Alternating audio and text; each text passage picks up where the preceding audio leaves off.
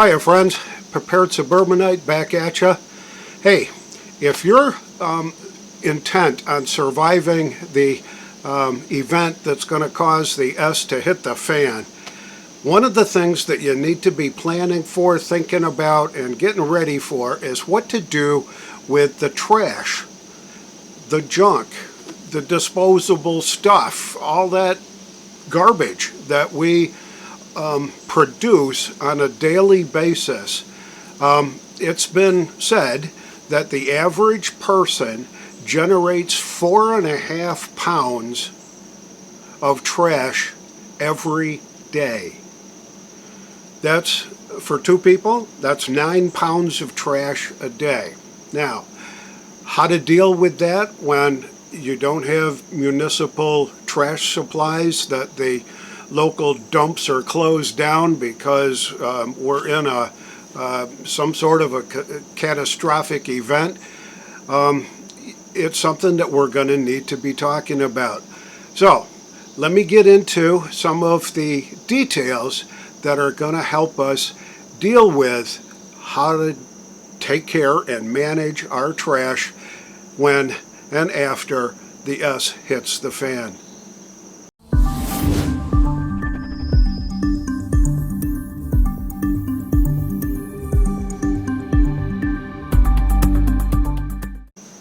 First, I'd like to give a hat tip to the prepforSHTF.com website. They've got a terrific bunch of information and analysis on how to be able to accurately and efficiently prepare for the big event that's bound to happen. So when we're talking about trash and we're talking about all the stuff that we normally just throw in the trash pile, either take it to the dump ourselves or have the municipal garbage trash service pick it up from our homes on a regular basis, weekly or bi-weekly, however you're doing it. If you don't have that, what are you going to do? Well, I can remember as a kid that we had a burning barrel out behind the house, near the garage, but not too awful close to it. And part of my job, my chores, were to take care of burning the burnable, combustible trash. The paper plates, anything that was able to be burned. That was part of my job as a youngster, was to take it out to the burning barrel and set fire to it, burn it. Got a big stick and would have to stir up the fire from time to time and do all that. And then it would come the day that metal burning barrel would all rust out, and my dad would load it in the trailer and back of his pickup truck or whatever, and he'd take it off to the dump, and on the way back he'd pick up a new one and set it down, and there we went. We punched holes in the bottom, punched holes in the side, a couple of here or there to let the airflow come through. Pretty efficient.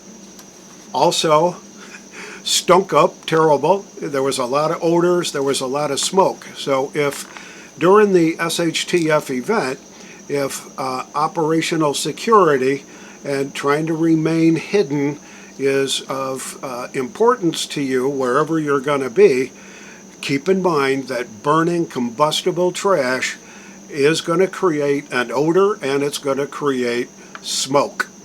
So it may give away your position. It may tell bad guys that, hey, there's somebody that's got some stuff because they're burning trash.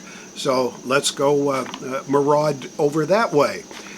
You got to be careful with that kind of stuff. So keep operational security in mind as you're dealing with this. You may need to make sure that you've got some sort of accelerant.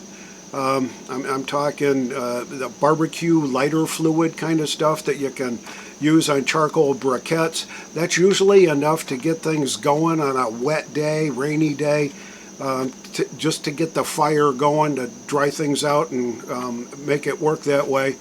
To complete an improper or an incomplete burn, you may need some accelerants. And be very, very careful. Safety is a factor around fire at any time.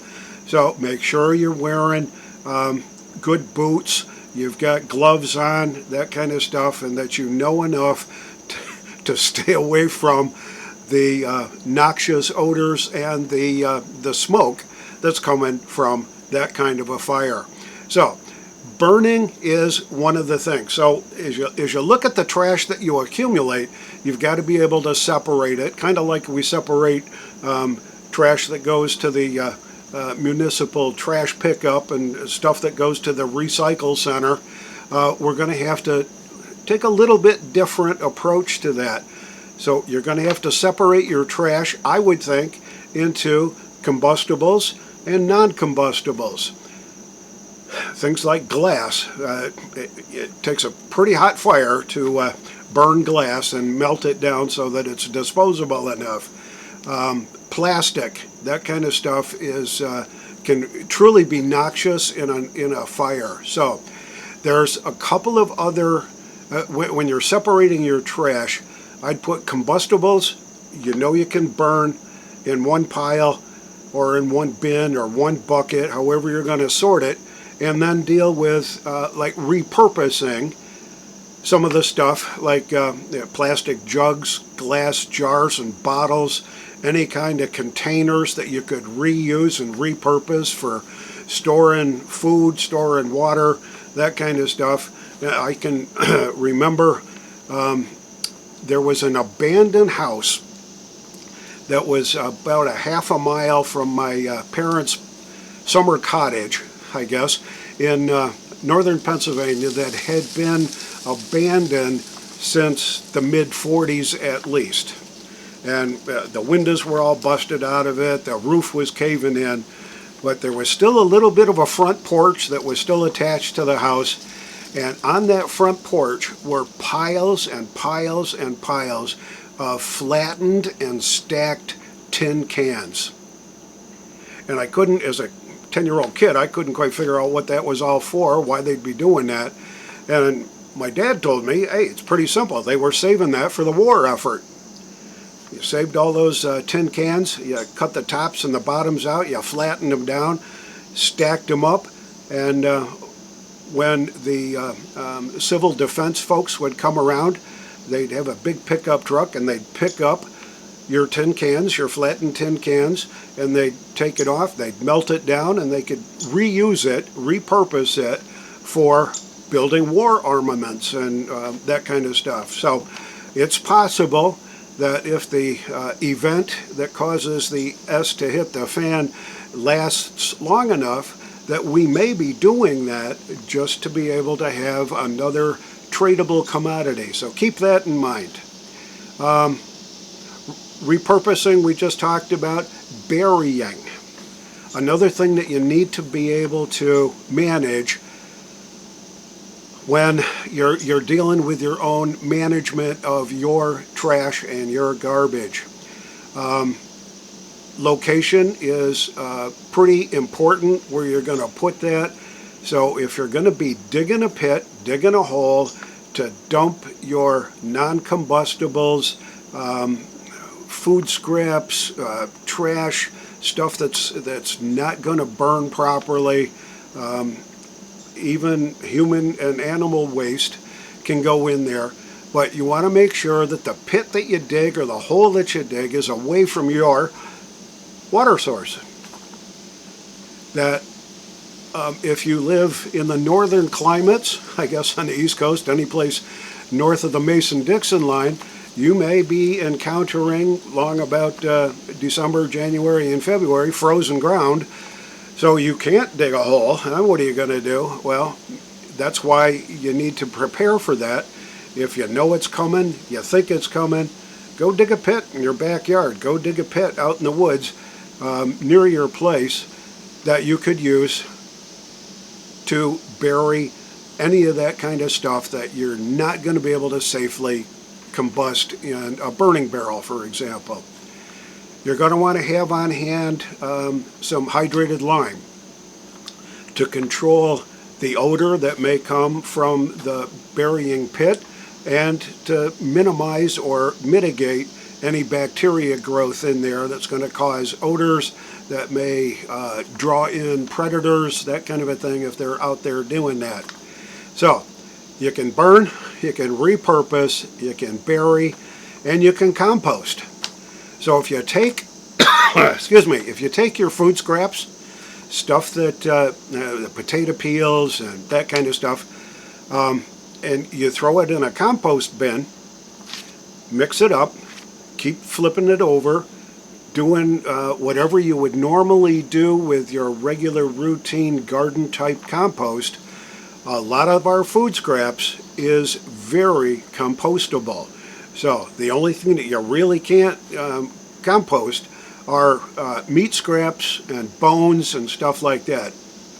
A small amount of bones will burn up okay, but chunks of fat and meat and stuff like that, I'd be putting that in with the burying group of trash and deal with it that way.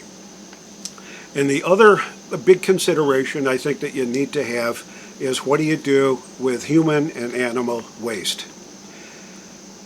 We are lucky enough to have a septic system. In fact, we just had our pretty much every 5 years, which turned out to be 7, our annual or some however many 5 to 7 year maintenance on our septic tank. A guy came out with a big honey wagon and pumped things out and threw in a couple of extra chemicals here and there, opened things up and got things moving, and in and out for maybe an hour and 10-15 minutes or so, in and out, done, very reasonable cost.